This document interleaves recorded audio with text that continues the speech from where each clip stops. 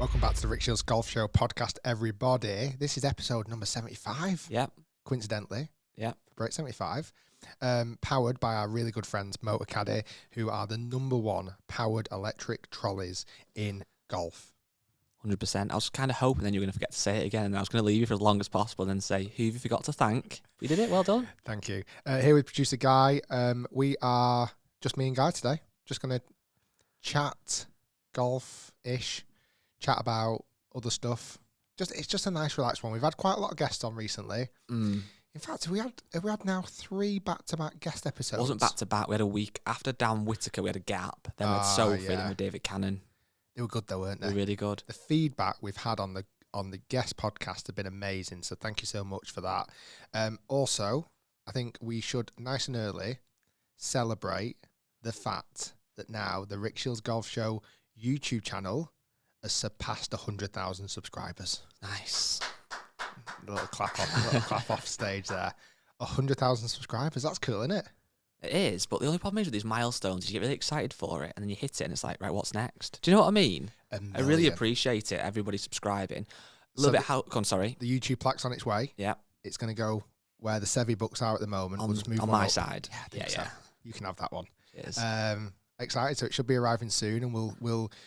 I think we should unbox it on the podcast when it arrives. Good. That will be good. Not sure when it's coming. YouTube said it's on order, so we'll get it unboxed live on a podcast coming soon. That's gonna be good to listen to when you're driving. Just open in a box. A little bit of housekeeping though. There's been a problem with Apple Podcasts, and it's annoying. So if you listen to this podcast on Apple, which most people do, or a lot of people do, there's been this weird problem where for some people, you go on the Tuesday morning and it's just there, ready for your episode 74, 75, whatever it might be. Listen to it straight away. For other people, including me, it takes like 24 hours to come on, so sometimes Wednesday. So what's your top tip for people? My top tip is to either listen on Spotify as well, which is completely free to do. So if you're an Apple user and never really heard of Spotify, just download it. It's completely free. You can have a free account. And just search Rick Shiels Golf Show. That's what I sometimes do with other podcasts, because it's not just us, it's happening to other people that make podcasts. It's hard to find them. It's really frustrating. The good news is we are ending up on Apple every week, but sometimes a day later. The other top tip, the other good news is from last week. This is the first real week. The podcast, the full-length podcast, is also available on YouTube. So some people will be watching me as I'm saying this. There's that camera there. Hi, everyone that's watching. Nice to see you. People that are listening, you can flip between. You could listen to these. The vibe I'm going for, right? You could be driving. Yep. Listen to the podcast. You're 32 minutes in to get to a good deer Rick. You go, actually, I'm going to save that when I get home. I'm going to put the YouTube video on, skip to 32 minutes, or watch it again, your choice, and then watch the deer Rick. I like it. We're also still going to be releasing clips on the second channel as well. So if you just want a little nugget of the podcast, a little 10-minute nugget, we're going to make that nice and easy for you as well.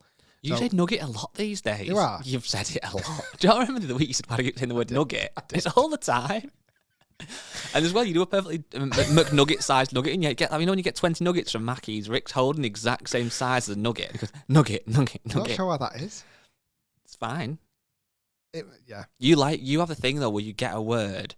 I feel like your word at the moment is vibe. Vibe, yeah. You're saying vibe a lot. Because I give out If we're going to be nitpicking, if we're going to pick up on each other's, Yeah, but what's better, walking around saying vibe or going around going nugget? Who knows? We'll let the listeners be the judge of that. Where we going with today's podcast, guys? I'm not sure. We've got a chilled out vibe. Okay. We've got a controversial vibe to start with. Okay. So, can I set the scene for you and for the listeners? Yes. Week before last, we had Sophie Walker on, who was absolutely class. The comments about Sophie Walker's podcast were phenomenal. People loved her. Yeah. I must admit, and you should be good, because obviously she's got loads of good stories. She's media trained, but she was probably even better than I thought. Just the conversation was so good. And we, as always, had questions from our awesome Facebook group. If you're not a part of that, feel free to join. It's the Rick Shiels Golf Show podcast on Facebook. And we'll often ask for questions before a podcast. And we had loads for Sophie, but we could only pick half a dozen. And one of the questions was, what does Sophie think of like Paige Spiranac, and is she good for golf? Yes. So I put that forward to Sophie. And if you remember, if you've heard the podcast, listening closely, I actually said at the start, we can cut this out if we don't want to answer it, which we never do. The podcasts are always kind of long form, and just what you hear is what goes on. We don't ever cut anything, because there's never anything to cut, really. And Sophie said, why would I want to cut that out? No, I'll answer that question, So we had a discussion about Paige Spiranac, and The clip on YouTube on the second channel did quite good numbers. People were very interested in the topic. Yeah. Now, we did use quite a provocative thumbnail. A little bit. Now, I don't want to say clickbait, because for me, when I think of clickbait, a clickbait video will be you saying, Rick Shiels, I'm quitting YouTube. Yes. And you click on that video and it's go, right, guys, I'm going to review the new Pro V1 today. You thought I was going to quit YouTube, but I've completely misled you. I think there's a grey area. We sometimes get wrongly accused of clickbait. And like I say, for me, clickbait is when it's really, really misleading. Like when it's completely not related to the video whatsoever. Where if it's just a juicy part, if it's a headline story of that video and we use that for the title, that's not clickbait. Well, I mean, if you had any industry, like if you had a restaurant, you're not going to put on the windows, we sell rubbish food, are you? You're going to sell, we sell succulent nuggets. Correct. Our vibe in this place is very chilled out, entertaining vibe. You're going to enjoy it. Exactly. Correct. Best drinks, best food, best atmosphere. So it's not really clickbait. But anyway, we did that video about Paige. It did good numbers. And off the back of it, Paige, who has her own very, very successful podcast, was a little bit annoyed at us, more so you, I would say. And she was a little bit angry for a couple of reasons. I'm going to let you elaborate on this big in a minute, but let me just set the scene. She was a little bit angry that people keep asking, is Paige good for golf? And I can get that to some degree. And she was also a bit annoyed that you kind of sat there and didn't slag her off, but also didn't big her up. You just kind of sat there very muted. And the third thing she was annoyed about was that when we put that video out onto Twitter, the link to YouTube, we didn't ever tag her. It just said, is she good for golf, or is this good for golf? And then there was the video below it. She would have liked to have been tagged, and she felt like you had a relationship to some degree where you speak on DMs occasionally, you really kind of pally and stuff. So that's where we're at. She then did her podcast, and for about 10 minutes, literally was almost shouting. She was very, very angry. She was very, kind of rightly so to some degree, I guess. She was upset. That, Lead it on to me. Yeah, go.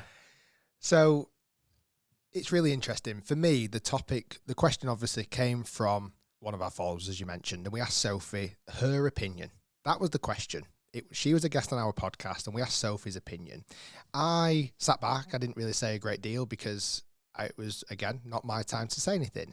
And I feel, certainly in the past, over social media, albeit Instagram, YouTube, I've left several messages. Like I said, we've exchanged messages, me and Paige, before in the past, and she's jumped on one of my videos before in the past as like a little cameo role. And I've always been outrageously supportive of what she does. I think what she does in her, probably break it down into a couple of things. Let's start off with golf first. What does she do for golf? Well, she makes golf look cool. Yeah. For one, like she makes golf. She's always out there in beautiful weather, swinging the golf club fantastically. She obviously is a very talented golfer. She probably would admit it. Wasn't talented enough to make it out on full tour, which is obviously it's super hard to do so. Would you say she was a better level than yourself? Obviously in the women's game. I think because she went through that like college game and everything. She can play then. And I feel like when you go through that kind of college build up and you've got that pedigree of competitiveness in you, she probably could switch it on and properly play. And she practices plenty and she's got a great golf swing. She's obviously looking at now getting new clubs. She's had sponsored clubs in the past and now she's almost like reviewing clubs on a YouTube channel and seeing which one's best of her, etc. So for golf, I think she's unbelievable role model. I think whether she'll get many people into golf, I don't know. I don't know if that's hard to measure, I guess. It's really hard to measure. But with millions of followers that she has, millions on YouTube, maybe not YouTube millions yet, but she gets some massive views on YouTube, on Instagram, Twitter, whatever other platform she has. It would be wrong to say she doesn't bring people into golf. She doesn't put people off golf, let's be honest. Yeah, she's definitely not doing anything wrong for golf. Correct. So she's got to be bringing people into golf. So that's that side. From a business side, I think early days, and Sophie alluded to it on the podcast when we had her in, I don't think she quite got it right from the early start, which is hard because she was, and she said it in her Instagram bio, she's the OG, the original Instagram golfer girl. Yep. She is, without question. And I think at first she made not wrong decisions, but companies, it's the right word, almost wrongly utilised her in a way that she maybe wasn't quite switched on enough at the time. And she'll probably again admit that. Now, I feel like she's got a business lined up. She would charge a lot of money for appearances, a lot of money for ads, a lot of money for sponsorship deals, whatever it may be, and she justifies that value because, again, to get eyeballs and the interaction she gets on her post are outrageous. The engagement's through the roof. She's got, I think, collectively, she's probably upwards of 10 million followers, I think, because she's got, well, maybe not quite, but she's got 3 million on Insta, roughly. Same on Facebook, that's 6. 250,000 or something on YouTube, and then about 400,000 on Twitter, and then TikTok as well. So she's upwards of 10 mil, and her engagement is high. Yeah, every time she posts, loads of comments. And you know, in that side of things, as a business, I think she's done a really good job as well. Mm-hmm. So there's no, for me, there's almost no massive downside to it. The only thing that I think some think as a downside is that she is using her beauty, her sex appeal, whatever, as a advantage. But I don't think that if I had it, I would do that as well. Do you know what I mean? So if Paige is listening, there's no beef. There's no, I didn't say a lot in that podcast because it wasn't my time to say anything. But I've been chats to her since. We've cleared the air, and she's hoping to come on the podcast soon. Yeah, it'd be good. I think, do you wish you had said this on the podcast now last week? Or, well, probably the only before? thing, maybe the last line I should have maybe said, looking back at it, I watched the clip back and gone, I didn't say a lot, did I? And I don't know why I didn't say a lot. There was no reason why. It's not that, if let's say Sophie, which I'm sure she wouldn't have done, but if the guest had started saying, oh, I really don't like her, you know, she's not great for golf, then that's probably where I would have jumped in and gone, no, you're wrong there. Yeah. It was probably just because I was in agreement with Sophie. Well, actually, neither of us, rightly or wrongly, kind of expressed our views, because on that YouTube clip, it actually got really good. Not only did it get good views, it got really good engagement, which is the biggest thing. And it was a grown-up conversation. It was completely a grown-up conversation. And like I said, it was obvious it was going to get clicks because of the thumbnail, let's be honest. But the actual comment section was really good, and I think most people really enjoyed it. And the like to dislike ratio was really high as well. It's quite common if you get like a clickable video that people do dislike it for whatever reason, but it didn't. The only thing I think I would disagree with her to some degree, or not maybe disagree, but is she said in that on her podcast as well that she's very kind of sick of people saying, is she good for golf? And she had it for the last 5 years. So I understand that. She probably is sick of it, that through 5 years of her making content, and good content, people are saying, is she good for golf? But I also, on that, I get sick of people asking me, am I sponsored? Exactly.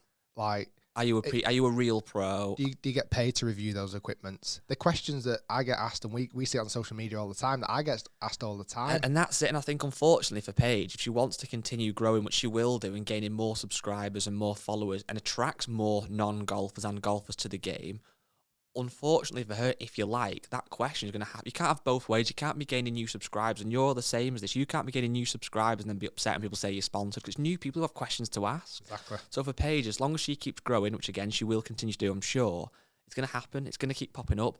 She might say, well, she thought better of us to ask that question, but equally, we had so many people who were enjoying the conversation. So I think it was good. I'm glad you've kind of sorted out with her, and there's no beef. Well, there isn't.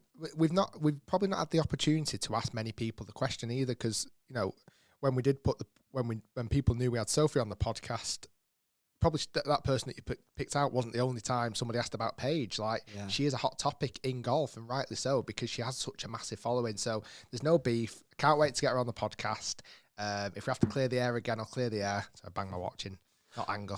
And it'd be great to do Stop banging your watch, Rick. It'd be great to do a YouTube video again in the future. No, we've done a proper last thing I would just kind of semi-disagree with. I think she made a really good argument, and she was very passionate, and it was great to see. The last thing I would just say it wasn't quite fair. She said in her podcast that we were kind of, again, slagging off other influencers, and you're an influencer. Yeah. And that wasn't quite true. What we were getting to is that I'm personally not a big fan of when people come into golf, create a space, whether that be Instagram or YouTube, and don't really have an interest in the game, but I've thought that's an easy way to get some followers, because it's still got a small market, really. And there's a few people, I'm not going to start naming names, there's a few people who've cropped up on Instagram the last couple of years who put such and such thing, golf, at the end of the name, and just post pictures and don't really actually play golf. And I think that is wrong. Yeah. Someone like Mia Baker has done a great thing, where she's come into golf, and she's got a great following. She actually wants to get good at golf. Yeah, she's doing something good for the game. She's making it. We had her on the podcast, and she was great. So it's not that you've got an issue with influencers. It's people that choose it as an easy way to get followers. That's the problem. I think there's different categories of influencers. I mean, I know I am that, and even though I'm not the biggest fan of that term, I know I am an influencer. It's what it kind of comes with the role. but it's like you said, that there's different categories of golf, of influencers, should I say, and that's not just in golf. That's across all genres, whether it's in the beauty world, whether it's in the hair and makeup, whether it's in the protein stuff from like muscle people. I bet that's a nightmare, because as soon as you get a bit beefed up in the gym, suddenly you're promoting protein bars or whatever, and you're getting a following from it and getting paid from it. So it's just that fine balance. It's not against influencers as a whole. There is just some bad nuggets of influencers out there which sometimes bring the name, put a bad mark against influencers. Do you remember when I used to be an influencer, when I started pushing the mini egg chocolate bar? Exactly. So, if you don't like influencers, you don't like me. As I said, there's some good ones. That was a really good one. So hopefully that's cleared the air. That'll be a good clip for YouTube as well. So I've got another More bite clicks. of the Thanks, Paige. Okay, we have got a trip of a lifetime, quite literally a trip of a lifetime, coming up in a couple of weeks. Well, not effectively. And from actually, this week, we've listened to this, we'll be going. So we're actually filming this a week today. So we're filming this on the Friday before the Tuesday the podcast comes out. But a week today, we are going on a trip of a lifetime. Let's spill some beans. Well, the only problem is, I'm just thinking now, if we do say where it is, are people going to start pitching up? You love that if they did. No, I don't. A little bit, but no, we're going to Scotland. Going to Scotland, and it is a trip of a lifetime. Yes, it's going to be 4 days that are going to be absolutely banter, boys, beers, bucket list material type of stuff. So really looking forward to it. The whole crew's going up. Me, Guy, Harry, Tim, and Matt. The crew behind these wonderful videos that we produce. It's going to be epic. We're going to do a podcast up there as well, which will spill more beans about the actual trip, because we'll have been up there and done it by then. I'm just a bit conscious about saying too much, because I don't want too many people watching you. Up. I get nervous when people watch. Let's be honest. So it'd be better if nobody knew where we're going. But it's going to be very exciting. People are probably putting two and two together now. You said Scotland. And bucket list. Yeah. I've always wanted to go there and play. I've been there, but I always wanted to play there. Yeah. So if you don't know where it is by now, you're not doing so well. I'm not telling you when and what day and how. You just say a week today when it's out. We're going up, but it doesn't mean, either way, it's going to be exciting. Loads of clips coming, loads of YouTube footage, which will be released over the next couple of weeks and months. I'm excited. Sorry we didn't elaborate on that too much. It's what happens when you've got a massive, huge following. You get on the first tee and there's hundreds of people going, Rick. And then I shank it. Speaking of shanking it, Rick 75. Didn't shank it this week. Thanks. Like you did at JCB, off the course. Okay, so far, let's have a proper dive into this now, because I feel like we've not proper dived into it for a few weeks.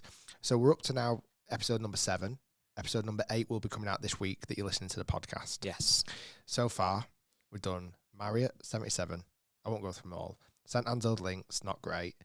Mia, very good, 1 under. Presprit, 2 over. JCB, 1 million over. But really enjoyed the experience. And Celtic Manor, last week with Jack.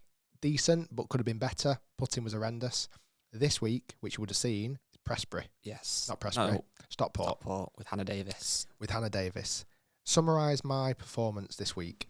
Solid. Yes. Putting's still poor. You need to work on your putting.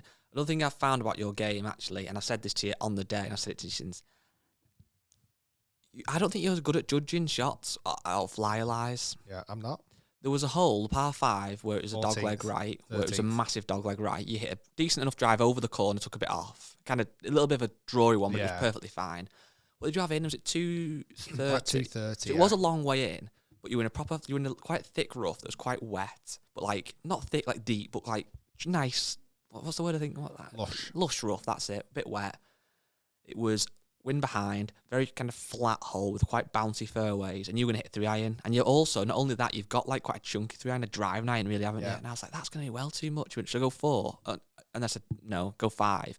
You hit 5. It probably wasn't. Maybe you needed a 4.5 iron, really. Yeah. But you got on the green pretty much. Were you on the green or just off? You were on the green. Putting for eagle. If you'd have hit your 3-iron, you'd have been potentially lost ball big or something. Well, the other thing as well, like that 3-iron out of that rough would have been a much harder shot. Yeah, less loft. Like, I might, it might have flushed out, but I might have also only hit it 150 yards down the fairway, you know. And that's something you did the other day. We did that ping ball video, which I'm not sure if that'll be out yet or not. But you were going to hit a That was a weird one, that 7 one, though. iron. Yeah. And I said, no, what were you going to hit? I was about 178, 175 to the flag. Did I say go wedge or something? I can't You said 9. 9. And I was just in the rough. Ball was set up quite nicely, and I had 7 iron out because the pin was at the back. And I don't know, I do like hitting shots hard. So I don't know why over the last couple of times I've opted to go for a slightly bigger club, because I had my hand on 7, guy said 9, and we compromised on 8. These are all the things you don't see behind the scenes. Guy basically caddies for me all the way around. Yeah, it's weird. I don't know. I feel like I'm swinging it better. I feel like my misses have got slightly better. My driving round Celtic Manor was outrageously good. Was really good. My driving round Stockport was sketchy. Some unbelievable drives, but then a couple of missed lefts, actually. Quite a few big lefts, which I've been kind of working towards. Wedge play feels nicer. I'm hitting greens, which is a positive. Yeah. I'm not getting it that close just yet, but I'm hitting greens. Bunker play was good. Iron play, a little bit drawing with my irons. Overall, I feel like it's close. For me, though, how do you feel like the attitude differs? I think there's been 3 standout rounds, and I think I could have probably even done 4. My attitude at Mere, Prestbury, Stockport, Yeah. whether I play better in Cheshire, who knows, way more just like chilled, confident, relaxed. Like I never felt in any of those 3 rounds I was going to shoot a big number. I think it's because it's courses that you've played before, which helps to some degree. But because it is local, you just turn up a little bit before, hit a few putts, go in the net, and I think you just feel relaxed. Whereas when we went to that Celtic Manor, not only was it quite a tough course, it was like a 3-hour drive. It was quite like, it felt like a big day, didn't it? Same with JCB. Yeah. Obviously, that was solid as well. But I think when you go to somewhere that you just feel a bit more relaxed, that you play better.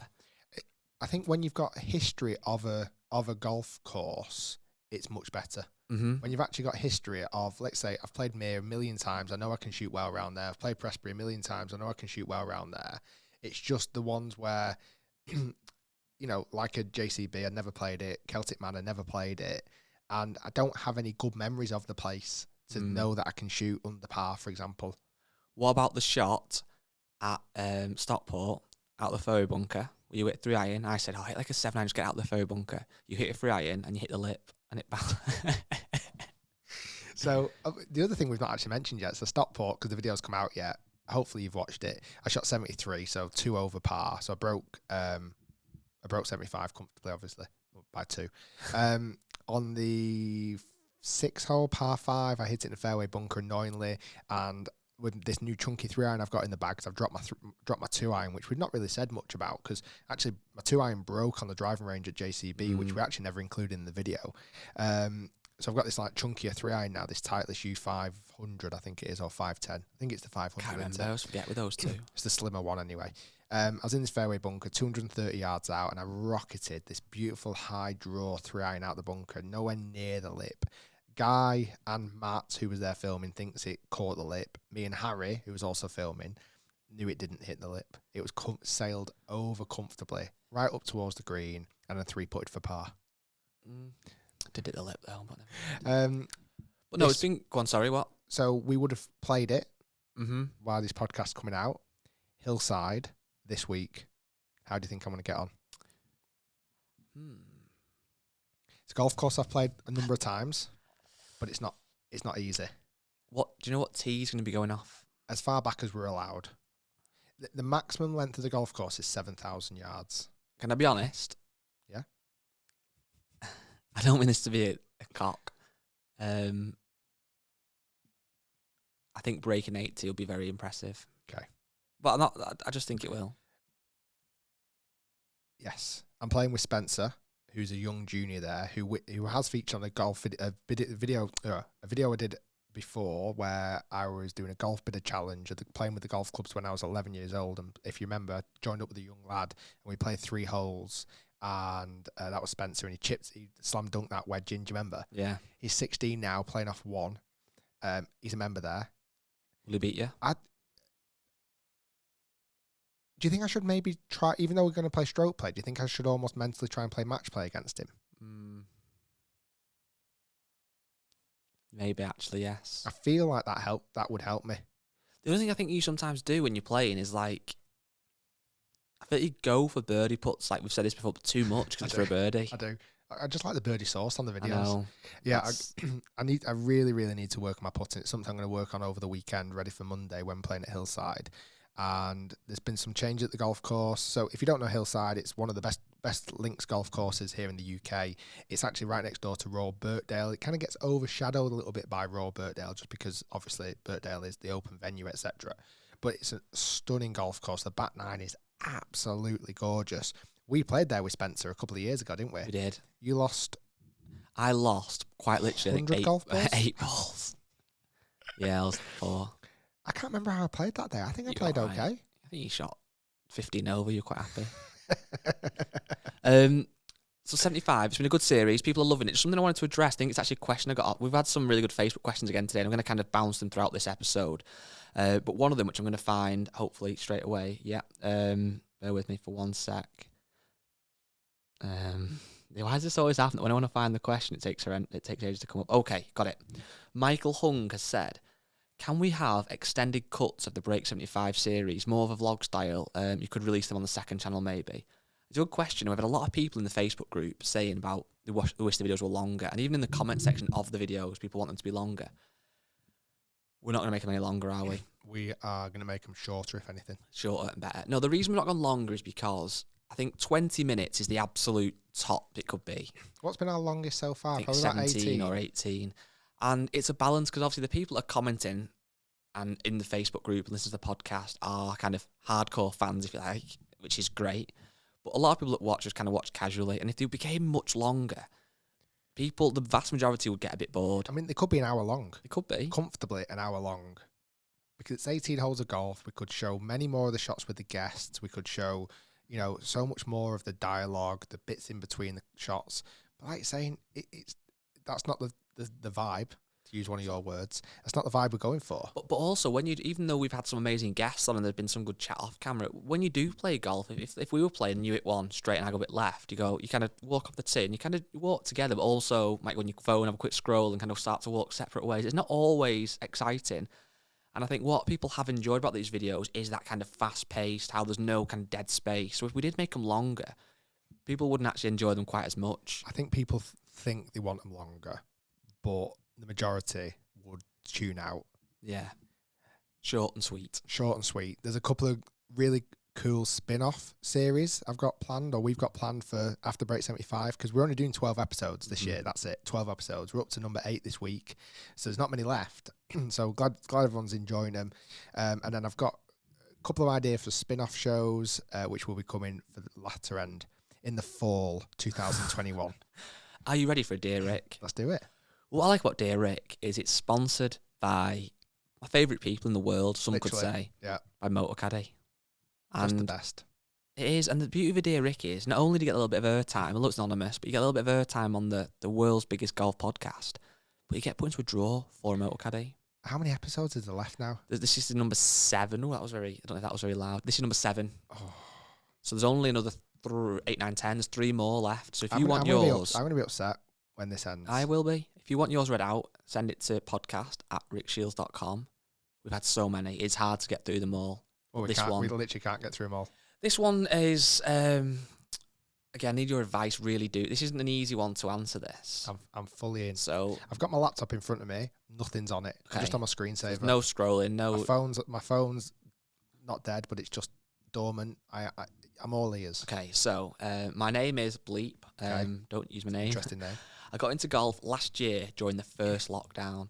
I started off by going to my local driving range with one of my best mates for a bit of fun. Before I knew it, I was obsessed. Okay. Me and my mate had a few rounds at a local course at the back end of last year before the golf courses closed again. Once the courses reopened this year, me and my friend decided to join a golf club in Stockport. Don't know if it is Stockport, but in Stockport, as my uncle and a few of his friends play there. I feel like it wouldn't be Stockport. Yeah, it feels like that's more of a established the fact he club. said in Stockport makes me think it's something like a Bramall or a Bramall Park. It could be trying to throw us off the scent, potentially. True. So if your friend at Stockport Golf Club turns up in 5 weeks with a brand new MotorCaddy, it's definitely not him. Yeah, it's definitely not him. Since starting, I've been given a handicap and I've been playing nearly every single day. I've been playing with myself.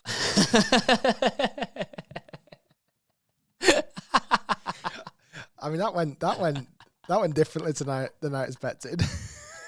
That wasn't the dearie, that was me. I have been playing myself. I've been playing by myself. Come on. I've been playing, with myself. With my best friend, who has also joined the golf club with me, and other people who've met at the club or friends who are only members. It sounds even worse. He's been playing golf on his own with his friends and with people from the golf club. So he's got a variety of vibes. Yes. Here's the problem. My friend is around the same skill level as me, and we shoot around the same score. However, he has a really bad temper and often gets very frustrated whenever he makes a bad shot. This could include throwing his club, shouting at himself loudly, and being really snappy with me. This results in there being a really awkward silence for the rest of the game and brings down the mood massively. Snappy with him? It makes playing the game unenjoyable for me and makes me think I should have come out by myself or with other members who don't get so angry at the point where it's just no fun. This happens nearly every time we play. Oh my God. I understand golf can be a very frustrating game, and I'm not saying I never get annoyed with myself, but the difference is I don't take it out on others and get super over the top angry or make everybody else feel like they shouldn't be having fun. Any advice would be much appreciated. Please don't use my name in bold font. Well, his mate needs to get a grip, doesn't he? That's a bit pathetic, that. I get the feeling it doesn't have his age, but I feel like he's quite young because his name, without giving it away, is kind of a youngish name, yeah.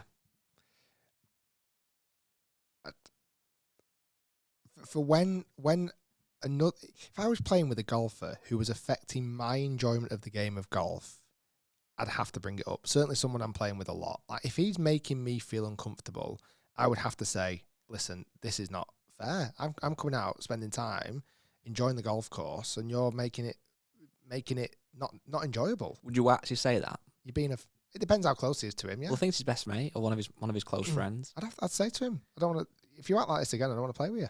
It's almost like speaking like as a kid. Yeah. Would you do this face to face or on a text? I'd do it when he was most pissed off. What if he lamped you? Well, then I've had one fight on the golf course. I got hit. This is a funny story. It was actually a match I played in college, right? And people who went to college. I think you said you were 12 at this point. No, You were 18. 16. Oh, 16. People who knew me at college would know this story. And me and a lad who I didn't particularly see eye to eye, we were having a match. And it was only a 9-hole match. And during the match, he actually snapped his driver during the match because he must have hit a bad one. Over his knee or something? Yeah. Bent it or whatever, right? So in his bag, he had a graphite shaft snapped in half, one with a grip end on it and one with obviously the driver head on it, shoved in his bag, right? We get to the last hole and the match is really tight, right? I don't give him a short putt to win the match. So 2 foot, whatever it is, the greens are horrendous where we played, right? Yeah. I don't give him this short putt to win the match, right? He misses it. And it's literally a foot. He misses it, lips out. The most disgusting. Now, I might have said something that riled him. I can't quite remember, but I think I said something along the lines of like, I can't remember, but I'll try and remember. It annoyed him. I then start walking off the green. He doesn't shake my hand, right? So I'm walking off the green. I'm thinking, oh, I've won the match. Don't really care. The next thing I know, he has his graphite shaft with his grip on. As I'm walking away, he smacks my arm with the graphite shafted, and I actually get a graphite like splinter in my arm. Oh my days! Next thing, bags are on the floor, and we're all scuttling on the floor. And there's 2 of us. It was like dead quiet Sunday night or whatever. We're playing this match, or might have been midweek. Literally just me and him scuttling on the floor, and it probably lasted about 5 minutes, and we both walked our separate ways and probably never spoke again. Who won? I won the match. I'm saying no. Forget the match. You won the fight. Oh, come on. Him. Obviously. It was like, it wasn't really, it was like, it was a bit of a pathetic scuffle. Try and talk me through the actual fight. Was it fists getting thrown, or was it more like... It was very headlocks. Oh, right, okay. Do you know what I mean? Like headlocks and, no, come on, like whatever. It wasn't as much like, put your boots up, let's go. Yeah. It was more like headlocks on the ground, almost like wrestling. Like submissions. Yeah, like wrestling, getting on top of each other, digging each other in the ribs and things like that. I mean, I've been in a few fights in my day. You might not think it, a pretty face like me, but I've been a bad boy back in the day. I used to get in some scruffles. I used to... Oh, my God. This is a really funny story. We're completely going off this, dear Rick. But for whatever reason, at college where I was at, I didn't see eye to eye with, I mean, a lot of people, I'm not, but I didn't see eye to eye with the football Crew, the football academy, right? right? Not just a player, The footy lads. not just a team. For whatever reason, me and the football, and I'm talking a lot of young lads, right? For whatever reason, I had beef with them, right? Right. And there was one day I got back out from Preston after a night out. I was drunk and whatever, and I'm walking back to my dorm, and suddenly there's like 5 or maybe 10 of these football lads walking the other way, right? Oi, Shiels. I leg it. And I mean leg it, right? And I'm running around college. I'm trying to get school. These are football lads. I'm a golfer. Do you know what I mean? I probably had golf shoes on. Knowing me going out on a night out when I was 16 to 18. And I'm running around the back of the campus and everything else. And suddenly, like, literally all of them managed to find me. And I just curled up on the floor as they just kicked the living daylights out of me. Yeah. Sounds disgusting. So anyway, I don't know if anyone... You must have been all right. I was a prat, yeah. I don't know why. I don't know whether I stealed several of their girlfriends. Probably something. Well, that's I did not back true. in the day. Let's get. Do you know what I mean? Let's be honest. You know, young, good-looking golfer like me, probably just going around flaunting it. Is that Ricky Shiels with his Burberry hat on? Oh, I want a piece of that. Oh my days! I can't get over this. But yeah, and then I only had one main fight at school. Tell us that one as well. While you're at it. My mum always said to me, if you get in a fight, don't throw the first punch because then you're not in blame. Mm-hmm. Which I found a bit of a weird theory because if I got knocked out the first punch, I'd always lose a fight. And me and a lad, we didn't get eye to eye. Met on the park after school. Weirdly, I was sticking up for a mate of mine. Why are we talking about this on the podcast? But who knows? me and a mate were. He was getting like bullied by this other lad. I didn't want to take it, so I approached him and said, "You're out of order, whatever else." And you know, back in the day, it was like we almost set a duel after school, you and me on the park, right? So everyone knew about it. Everyone in school knew about it, right? So me and this lad are meeting after the park, and I always had in my head, my mum said, don't throw the first punch, because as long as you don't throw the first punch, you're not in trouble, which I still found a weird one, right? So I'm literally stood there, ready for this fight, and I had to let him throw the first punch, because as long as he did that, then I could unleash the power. That's mad. So he threw the first punch, it didn't particularly land well, and I finished it with a couple of blows. Anyway, that was... Oh my days. Just got me... Sorry, just cut you off. Got my Google up then. Anthony Joshua Tyson Fury is off. Apparently he's going to go ahead in Saudi Arabia August 14th. Anthony Joshua, one sec, Sky Sports News. Anthony Joshua has now said he doesn't want to unify the division and fight Tyson Fury. He wants to fight golf YouTube creator Ricky the Boy Shiels. Oh my days. Ricky Hammerhands.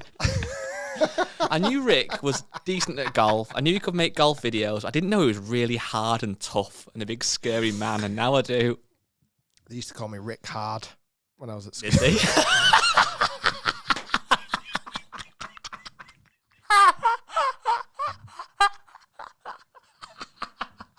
Oh, Dick Hard. I don't know which one.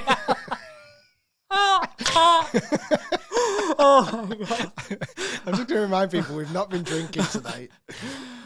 Wow. All right, okay.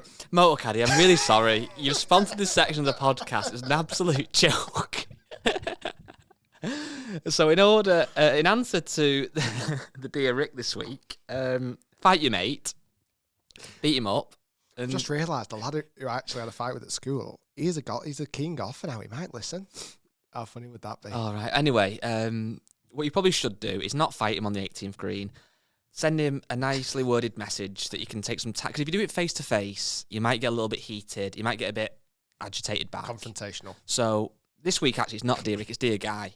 It's send him a message, type it out, show it to your mum, your girlfriend, your boyfriend, whoever, and read it. Maybe go through it, change it a couple of times, and just say, Dear Brian, I really think you're a great friend.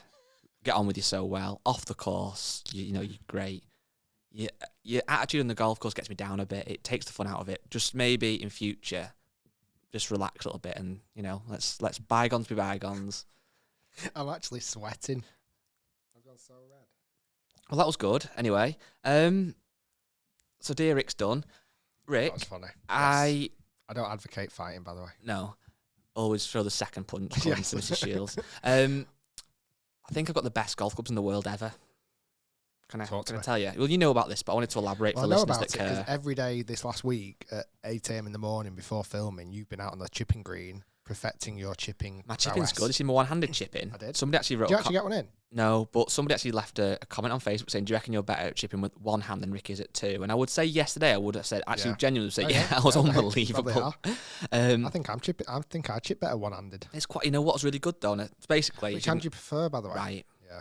I did a little stupid Instagram story yesterday where I hit these 5 chips with one hand with my new wedges, which I'm going to come on to in a second. And literally, it wasn't fake. Hopefully, you could tell nearly everyone went in. They didn't, none went in, but they nearly all did. When I went that back 2 hands, honestly, it felt so easy. I felt like I had so much control. The club felt really light. So I know you see Tiger putting with one hand a lot. Might be a good little technique for people to try at home, just chipping on the garden or on the chipping green with one hand and go back to 2. It feels easier. Anyway, people that listen for a long time or care might know that I had Nike Engage wedges for ages. A long time. How many years are you talking? 2015, I think I got them. What happened when I worked at Nike, I got given a massive tour bag full of the new wedges, literally so I could go to demo events and let people obviously try them. I had every degree, every loft, every bounce, etc. And they were rusty. And I loved them because the leading edge, when it was behind the golf ball, was really square and they just suited my eye perfectly. And obviously I've left Nike ages ago, but I kept those 2 wedges in the bag. I had a 54 and a 58 degree. Rusty ones, loved them. And recently I found that as much as I love the shape, they just don't get as much spin. I can just tell they're not gripping. So even when you've been like just chipping with my like tailor-made wedges, you notice in spin. Ridiculous. I almost felt like yours was spinning too much. It was like you hit them, it just stops. So I was like, I need to get some new ones. So I had to think about it. I've had Vokeys before. I had Vokeys a long time ago and I had them as a kid as well. And I always liked them, but like there is a they've done so well with the marketing because everybody, if you say what's the best wedges, most people say Vokey. Yeah. So I kind of got sucked into the hype a little bit. I got 3 SM8s, I got 50, 54, 58. But the key here is I wasn't interested in this dark finish because it comes off in the bunker, done it after time, they look rubbish. I didn't really want chrome. They've now released, fairly recently I think, a raw finish. Nice. So they look chrome in the bag at the start, but over time they'll rust. I love them. Absolutely. The only thing I don't like, but I'm getting used to, they're a bit more rounded leading edge than I'm used to, but not massively.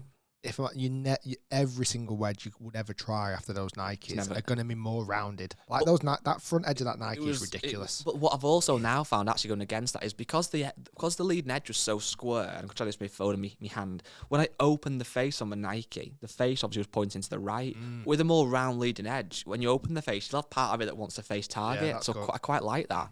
But the feel, honestly, and this is obviously not, I'm going to say it's a paid endorsement. Obviously, it's not a paid endorsement. I don't get paid by titles to use the clubs, clearly. Guy is an influencer. No, but seriously, I mean, obviously all wedge, I'm sure I could have got Callaways or TaylorMades or Cleveland, whatever it might be. But I really like the feel is awesome. So I'm really happy with them. Should I get some? I think you should because you've got those TaylorMades, which are nice wedges. The only thing I don't like with those is how the face is rusty and the rest isn't. Like, even the toe and the heel just looks a bit weird. At least with a fully raw wedge, it's just all going to over time. I'm gonna do 2 things. I'm gonna get some new wedges. And I forgot to mention this earlier. After my round at Stockport, I actually went in the pro shop and bought a new putter, which might get an appearance. So you've bought a putter? Yeah, I bought a putter. Explain. Well, when I say I bought a putter, I wasn't allowed to buy a putter. Okay. What the hell? So I went in the pro shop after I played at Stockport. The other day when we played? Yeah. Right. Gary Norcott, really, really good pro. Very, very Dan Webster vibe. Passionate, pioneer, really interesting what he's doing. Great shop, right? So I'm in there. I've putted badly again at Stockport. I'm walking around the pro shop, as you do. Mm-hmm. Pick up a putter. Oh, that's nice. I like that. It was a... You do it in that camp voice as well. I probably did say out loud, "Ooh, I like that." And then I'm Ricky Hard. Rick Hard. And then I was like, "What model is that?" So it's an Odyssey T something or other. So it's very similar to mine, but it's got almost like a bar that sticks out the back. Very similar shape to mine, but with a bar at the back, with a white bar. It's really nice. I was like, "Oh, I like that," but the grip's too thin. Had a proper grip on it, like a normal putter grip, and I was like, "Oh." Well, you know what? There's an assistant in the shop. I think he was called Callum. Maybe he can stick a grip on it while I go and have lunch with Gary. Anyway, I put that down. I thought, no, don't be daft, Rick. 2 putters along, brand new, still in the wrapper, exactly the same putter with a fatter grip on it. I was like, done. So I went to Gary. I said, "Can I have that, please?" And he looked at me like I've got 2 heads and said, "What do you mean you want that?" I went, "Well, can I buy that off you?" And he went, "Well, put it to the side. We're going to have lunch and we'll sort it after." I go back in the pro shop after lunch and everything else, lovely. I said, "Oh, I'll take that putter off you." He went, I don't want you to pay for it. I'm like, "What do you mean you don't want me?" He wouldn't allow me to pay money for it. So you give it for free? So I just walked away with it and said, "Thank you." Well, it's And a I tried to pay for good it. plug for his pro shop on the podcast. There you go. So it's in fact he's done a clever thing there. Has it? He's seen you come in. He thought I can make 100 odd quid now on this putter, or I can give it him for free. Get a shout out on this amazing podcast that gets listened to by A few say people. millions, but a few people. Good exposure. So that's Gary Norcott Gary at Norcott. Stockport Golf Club. Yeah. Just go in, say Rick sent you, and who knows what he might give you for free. Yeah, that's good. Yeah, okay, I'll try that. But I might use that putter next week. We'll see. But if I'm going to get some new wedges, I'm going to try something. Either I might go Vokeys with you. I'm going to match you potentially, or you know what? I really fancy a kind of pink wedge potentially. But I'm going to go parallel, thicker grip. Oh, okay, so a couple of layers lower on the hand. So have it all the same thickness all Yeah, the way that's down, good. but slightly thicker, so that when I grip down, Yeah. it doesn't feel too skinny. Yeah, a few brands have done that before. Because I feel like, and we spoke about it before, James Robinson we had on the podcast and who did the YouTube videos for us recently, he grips right down on these little Yeah, I've chip started shots, doing and you that like now. that. It just feels too thin for me. Yeah, if you get an extra layer on the right hand, it should pad it out a bit. So who knows? What's in the bag potentially coming soon with a free putter. I mean, I'm saying, it's just mad. I mean, why did I buy a putter? But I've got a few at home, but... Yeah, but that's the thing with the putter. What I love about putters is because the technology has changed to some degree, but equally, you could go and play around. If you went and played a round of golf tomorrow and you're given a 30-year-old driver, it's going to affect your score probably, isn't it? A 30-year-old putter, especially if you like it, it might actually help your score. So sometimes there's been tales of like tour pros, haven't they, before an event, they've gone into a pro shop and bought one. You just get a feel, and it's one. Is it Jim Furyk bought like a £25 putter or $25 putter? There was somebody that was like well known that did, but I think with a putter as well, and it's probably again every custom fitter will probably say this is ridiculous, but you can just stroke, it's nice to hit a putt at least, but just even stroking it, you go, I love the feel of that. It feels super square. I feel like I'm never going to miss. And I think one tip, I've said this before, and it's because I've done it wrong myself before. If you can afford not to, never sell a putter. Yeah. Unless you have to trade it in. Because you know realistically, if you've had a 10-year-old drive, an old Ping G5, whatever, and you're getting a new one, you can trade it in. You might not get much for it or give it to a mate. You're never going to want to use it again, really. But with a putter, I mean, how many so times nice to keep hold of them? I've had the even roll in my bag for ages, and there's been many times I've swapped out and used a different putter. You've gone back but to I've that. always gone back to that one. If I'd sold it, I'd have been gutted. Yeah, no, it's a good tip if you can. Obviously, sometimes it's difficult. Do you want some Facebook questions? Let's fire through some. We've got the only problem is we've got a new setup. I've got no idea how long we've been running for. What's about the time? 45 minutes, I think. 45 minutes. That's pretty good. So a bit of a nerdy one to start with, but from David Paul, is GC Quad now better than TrackMan? I've always thought it's better than TrackMan, in my opinion. Obviously, I use GC Quad. For me, it's more reliable. I like how the display is. I think the graphics on it is ridiculously better, in my opinion.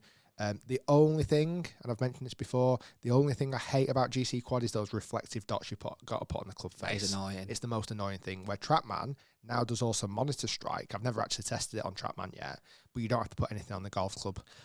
The only thing is that you're very different because if you are a club pro, like Gary Norcott, let's just say, and you've got a GC Quad, when you get a new demo kit in, yes, you have to put them on, and then they're done then. Yeah. If you have a lesson in it, might be a bit more difficult occasionally, but yeah, I know what you mean. That's the only thing they need to try and upgrade. Only thing I don't like, but apart from that, I think GC Quad's better. The only thing I would say, if I was having like a fit-in studio or an outdoor thing, as good as GC Quad is, sometimes because it's obviously only tracks it like instantly, if you hit a left one and then it moves to the right with the wind, it won't really show it, whereas TrackMan would actually show the real flight. But I'm pros and cons to both. Ideally, you'd want both. I know it sounds ridiculous, but you see tour pros now with both, don't you? Bryson and stuff are often on both. You see a lot of tour pros with GC Quad now. Yeah, a lot. GC Quad is better, I would say. Peter Garrett, gravy or curry sauce when having a chippy? It depends what I'm having it with. Good answer. Chips, obviously. Fish chips, it's gravy. I'm a pie, but I'd go gravy as well, yeah, in that instance. So I'd go fish, chips, gravy, mushy peas. Yeah. Okay. If I wasn't having fish, so if I was having a steak and kidney pudding. You know, it reminded me of the way he kept saying fish. That fish and a rice cake video. Fish and a rice cake. Then I have fish. Then I have fish and a rice cake. Then I have fish. So if I was having chips, steak and kidney pudding, weirdly, I have curry sauce. Yeah. Yeah. That is weird. I do love curry sauce though and chips. Yeah, if I was just having chips on their own, I'd probably have curry sauce. Oh, 100%, yeah. Yeah, good answer. Alex Copeland, Upgrading irons from 1994 versus getting lessons.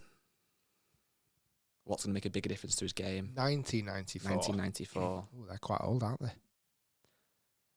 But does it depend what they are? I still think lessons. Do you think? Because again, it sounds daft. If we go with those 1994 clubs to James Robinson, the one we've had on channel recently, he'd play awesome. Yeah, it didn't give us enough information there, but I would say if it's like 1994 pings that are quite chunky, they're going to be still good. So 100% lessons.